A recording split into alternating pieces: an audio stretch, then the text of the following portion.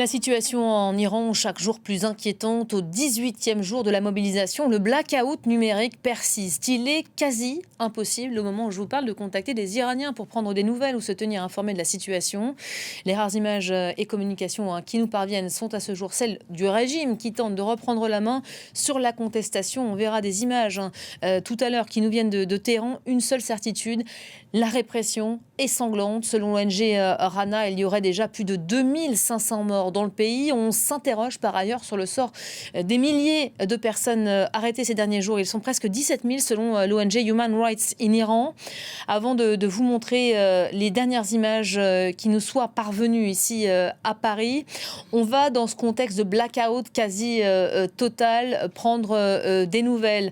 Un témoignage précieux, rare, c'est celui de notre correspondant à Téhéran avec qui on a la chance d'être connecté. Siavash Ghazi, bonjour, journaliste pour France 24 donc à Téhéran. Le premier mot qu'on a envie de vous demander, c'est quelles sont les nouvelles? Quelle est la situation aujourd'hui? Alors la situation est plutôt calme aujourd'hui. En fait, depuis hier ou même avant-hier, il n'y a pas eu de nouvelles manifestations dans Téhéran ou très peu de petits rassemblements peut-être dans un ou deux quartiers.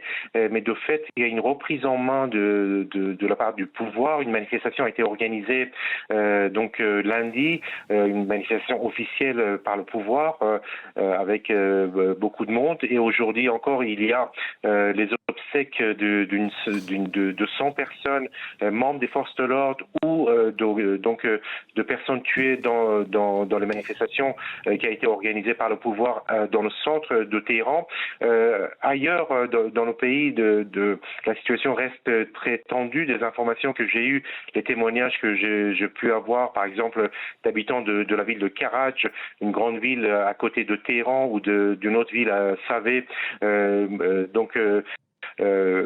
confirme cette reprise en main. Il n'y a pas eu de manifestation dans ces villes qui avaient connu d'importantes manifestations entre jeudi et dimanche, avec beaucoup de morts, beaucoup d'arrestations. Mais depuis lundi et en tout cas depuis hier mardi, il n'y a plus de manifestation. Les autorités ont annoncé de nombreuses arrestations et de son côté, la justice a annoncé que le dossier de certaines personnes accusées d'avoir provoqué des troubles ou qui sont accusées d'être des Moharet, qui signifie guerre contre Dieu, ont été transmis aux tribunaux qui doivent les juger en priorité. Une peine capitale peut être prononcée lorsqu'on est accusé et reconnu coupable d'être en guerre contre Dieu. Et enfin, dernière information peut-être, 2 chaînes de café ont été fermées par les autorités pour avoir appelé à des manifestations. Le propriétaire de l'une de ces chaînes a été même arrêté et ses biens seront saisis par la justice pour compenser les dégâts qui ont été causés lors des manifestations selon l'autorité judiciaire.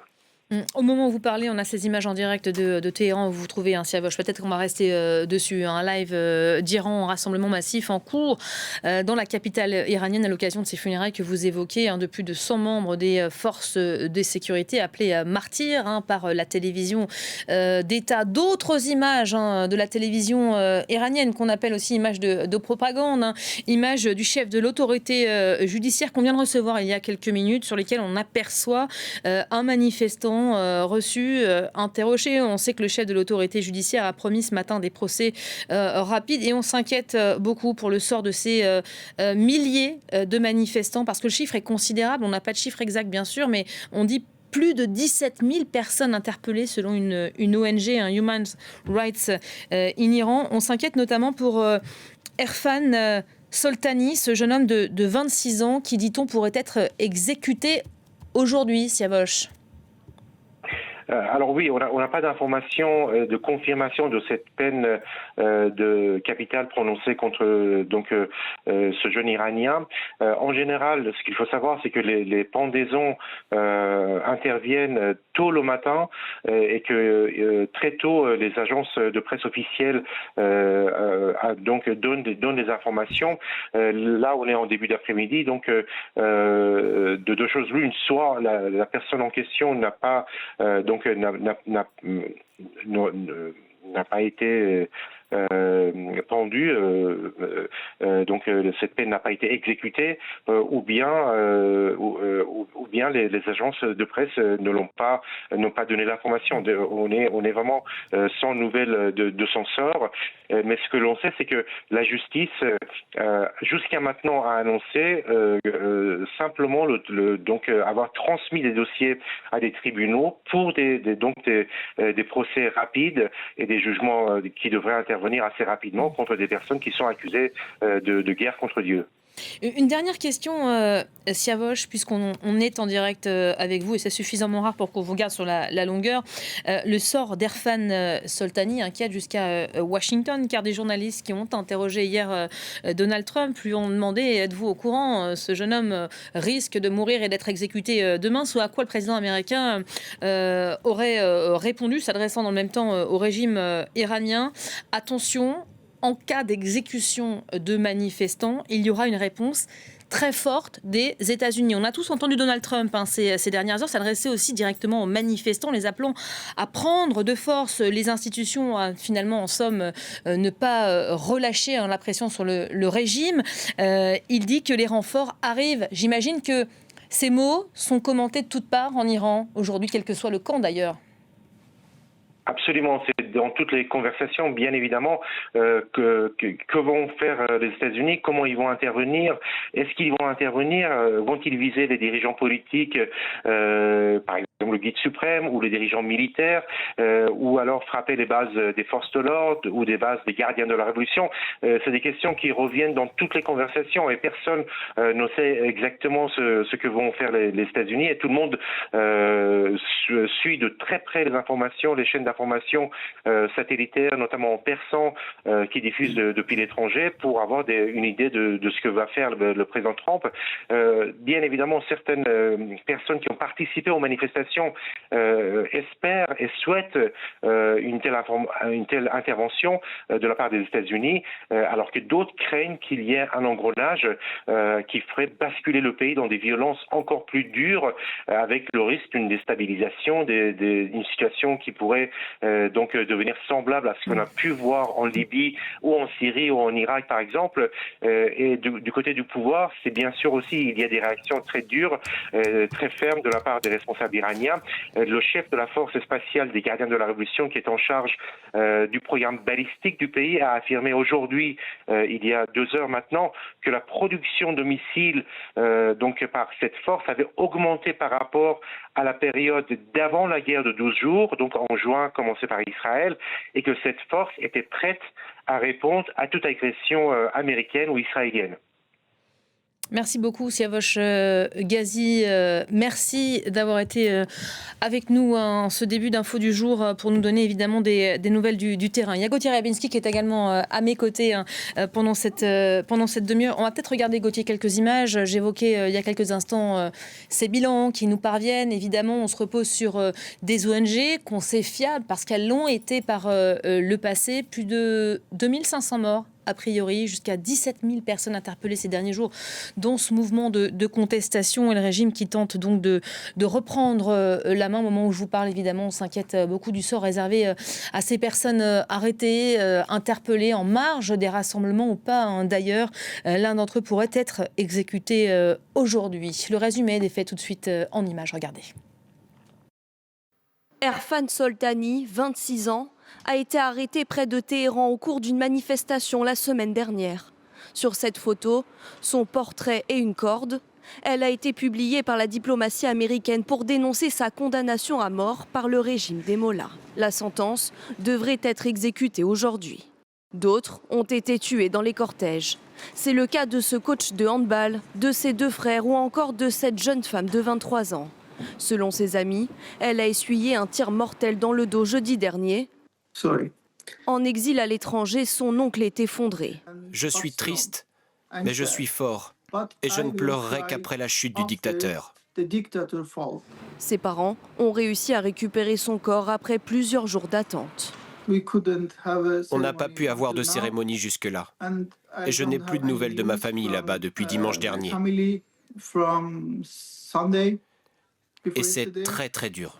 Les funérailles de ces manifestants ont été interdites. Les autorités veulent éviter que leurs visages ne deviennent un symbole de ralliement et que leurs obsèques se transforment en manifestations anti-régime, comme ici début janvier. Gauthier Rebinski, ça fait beaucoup de choses à dire. Actualité toujours très dense sur ce dossier iranien. Il semble qu'on soit quand même à un carrefour, à un moment crucial dans cette nouvelle énième crise, mouvement de contestation. On va peut-être d'abord commencer par parler de ces jeunes. 17 000, ça c'est un chiffre qu'on balance comme ça. On a du mal à s'imaginer ce que ça représente, c'est considérable. Il y a le régime iranien qui diffuse aujourd'hui ces images qu'on appelle de propagande, forcément, de ces jeunes qui sont présentés de façon ultra rapide au chef de l'autorité judiciaire. C'est comme ça qu'on l'appelle, en réalité c'est le ministre. Il est encadré des deux côtés. On va peut-être revoir les images. Le visage de ce jeune homme est flouté. On sait que ces gens, quand ils arrivent à cette étape, c'est très compliqué pour eux. Il y a d'ailleurs l'un d'entre eux qui pourrait être exécuté aujourd'hui, qui l'a peut-être d'ailleurs été ce matin. Alors effectivement, le bilan que vous avez signalé et l'éventualité de peine de mort qui serait prononcée en dit assez long sur la fébrilité du régime.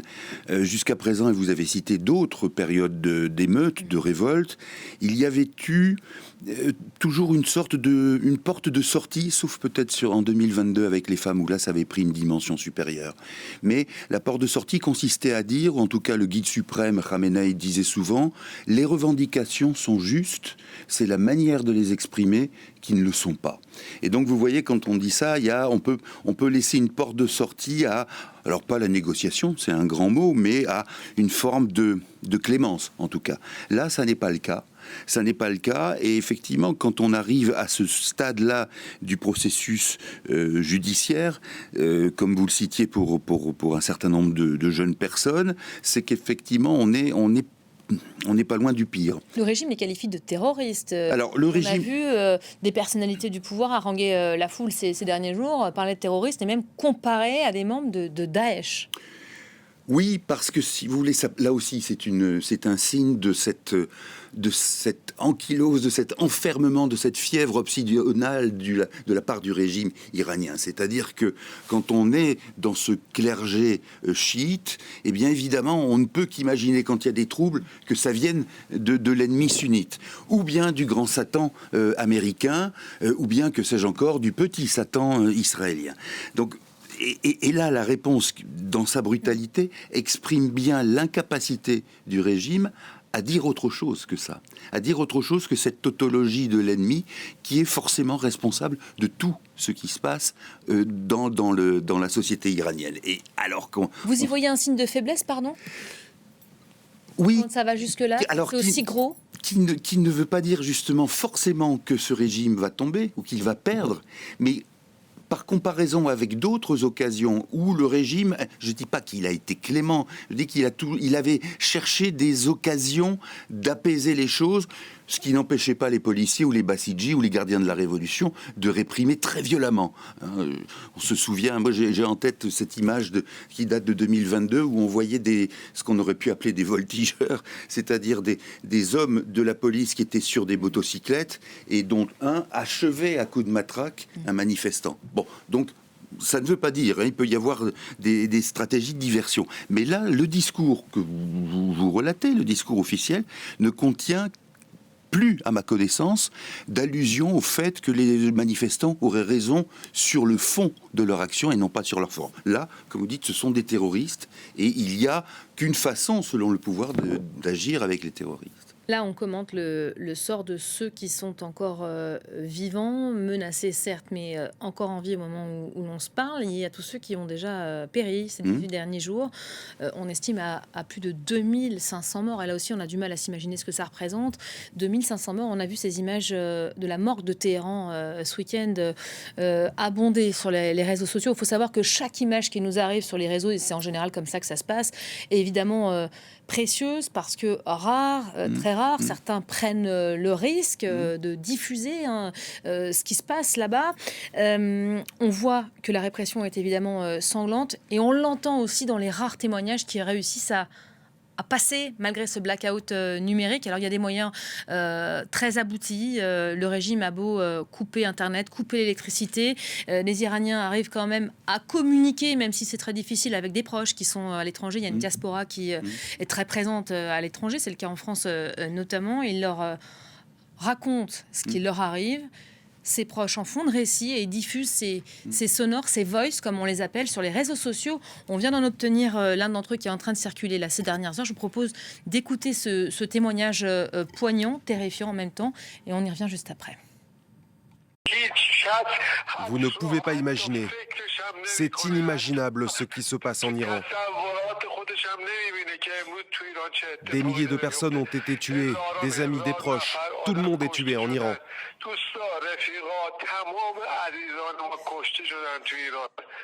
Soyez notre voix. Le monde doit entendre ça. Si rien n'est fait dans quelques jours, tout le monde va être massacré.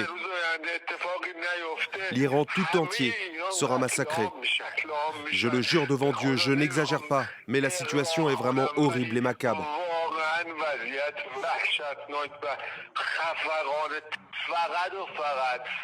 L'aide ne pourra venir que de l'extérieur. On ne peut rien faire ici avec nos mains vides. Aidez-nous. Un massacre horrible est en train d'avoir lieu. Nous l'avons vu de nos yeux, dans les rues et devant les portes. Ils tuent les gens devant leurs portes. Ils sont en train de récupérer les satellites. On est retourné 100 ans en arrière. Ils récupèrent les satellites. Internet est coupé. La situation est horrible et indescriptible. Voilà pour ce témoignage, on a décidé de le prendre dans son intégralité parce que c'est suffisamment rare pour qu'on prenne le temps de s'y arrêter. Soyez notre voix, l'aide ne peut venir que de l'extérieur. On va parler évidemment des propos de Donald Trump hier soir aux Iraniens et au régime en même temps. Mais qu'est-ce que ça nous dit tout ça?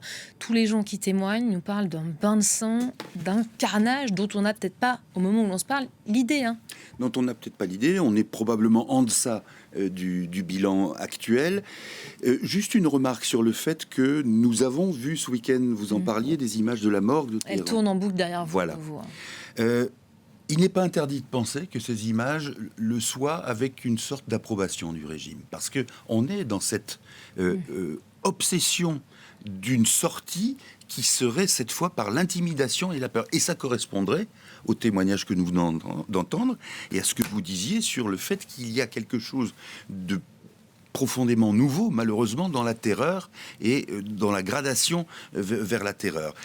Parce que, probablement, que jusqu'à présent, l'idée, et c'est là qu'il y a peut-être un changement de la part chez les manifestants, l'idée qu'il ne fallait pas que d'autres se mêlent de la situation en Iran et que seuls les Iraniens puissent se libérer, ça partait de l'idée qu'après tout, on avait eu parfois des présidents qui étaient réformateurs, Khatami, Rouhani, qu'il y avait peut-être des choses qu'il fallait tactiquement mieux négocier, et là, patatras, on se dit non. Là, c'est pas possible. Ce que dit cette personne, non, il faut de l'aide extérieure, on s'en sortira pas. Et d'ailleurs, là, le chemin qui a été pris par le pouvoir consiste à terroriser précisément. Et c'est là qu'il le joue mal, d'ailleurs, le régime. Parce que s'il espère pouvoir s'en sortir de la sorte, il est retombé sur ses pieds après chaque révolte dans le passé. Là, même si on admet, même si on dit qu'il n'y aura pas forcément d'intervention américaine, ça va être très très difficile. Je rappelle encore une fois, pour mesurer la gradation, ce qui avait été le sort de certains mollahs en 2022, dont on avait secoué manifestement et volontairement le turban en leur disant « vous n'êtes rien ». Bon, vous imaginez ce que ça peut être déjà en Iran et que la répression avait été déjà forte. Là, on est 3, 4, 5 crans au-dessus. Et c'est ce qui fait précisément la résistance et c'est ce qui fait aussi peut-être la prise de conscience chez les manifestants que seuls ils ne pourront rien parce que les mollahs iront jusqu'au bout, coûte que coûte. Il y a non seulement leurs intérêts, bien sûr, richissimes, les intérêts des gardiens de la Révolution, et puis aussi l'intérêt prétendument supérieur qui est celui du respect de la religion. C'était très, très important ce qu'a dit Siavash Ghazi sur la guerre contre Dieu. Vous voyez comment on peut formater et maquiller une répression terrible avec des motifs dont on espère qu'ils toucheront encore les gens aussi. C'est-à-dire que ceux qui sont croyants et qui ont cru aussi dans la révolution islamique, peut-être se diront « Ah oui, si c'est une guerre contre Dieu, on ne peut pas suivre ». Donc, c'est pratique, c'est très pratique. Ça permet de couvrir toutes sortes d'exactions et en même temps peut-être de récupérer un certain nombre de fidèles.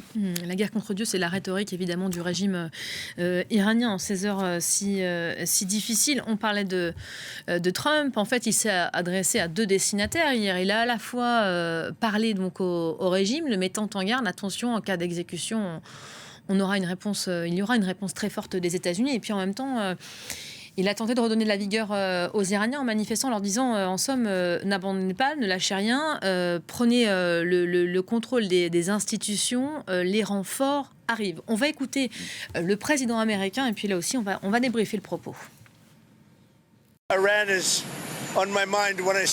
Je pense beaucoup à l'Iran quand je vois toute la mort qu'il y a là-bas. Je pense que nous allons avoir un bilan plus précis bientôt en ce qui concerne le nombre de victimes. Et ce bilan s'annonce très lourd. Et nous ne sommes pas encore sûrs. Nous le saurons bientôt. Et ensuite, nous agirons en fonction. Voilà, au moment où il a parlé hier, je crois que les verbatims ont fait la une d'absolument tous les médias parce que c'est la nouveauté quand même dans ce moment de contestation, c'est que tout le monde parle de Donald Trump, y compris les Iraniens, dans les manifestations. Va-t-il ou pas intervenir ? À quel moment ? Là, il s'immisce clairement dans cette mobilisation. Oui. Il met en garde le régime encore de nouveau.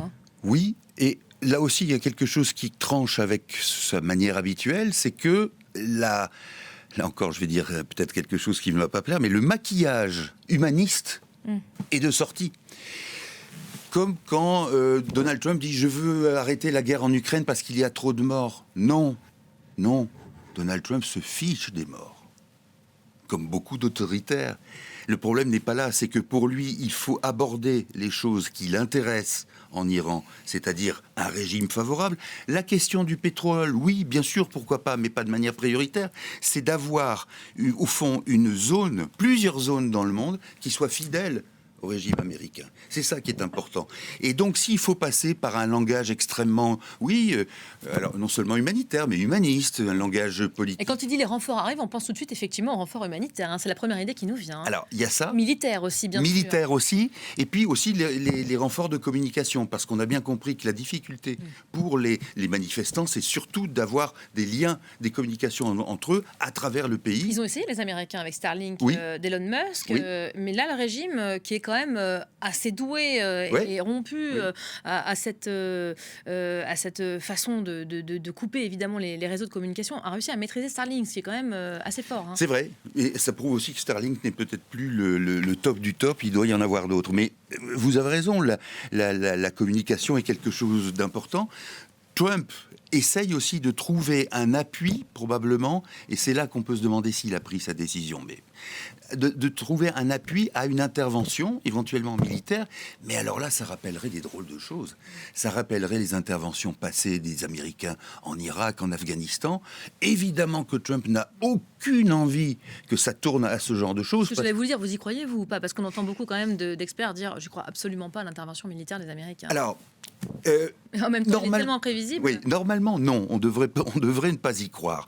Parce qu'effectivement, c'est un engrenage qui entraîne et qui met les Américains d'abord dans des dépenses faramineuses, puisqu'il tient au cordon de la bourse, Trump, et puis aussi dans des situations qui sont totalement inextricables pour le reste de l'action internationale. Mais, vous savez aussi comment Trump procède, à une plus petite échelle. Qu'a-t-il dit récemment qu'il avait résolu 7 ou 8 conflits ?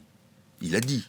Quand vous regardez les conflits en question, tous sont repartis, sauf un, parce qu'il a ratiboisé l'Arménie, et que l'Azerbaïdjan et l'Arménie, c'est un conflit fini, parce que l'Arménie n'en peut plus.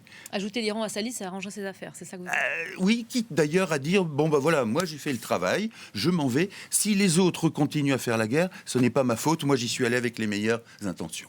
On a entendu ce manifestant dire, parce qu'on n'avait pas son visage, l'aide ne peut venir que de l'extérieur, donc on pense aux Américains, et puis on pense aussi à cette opposition qui essaie de s'organiser à distance.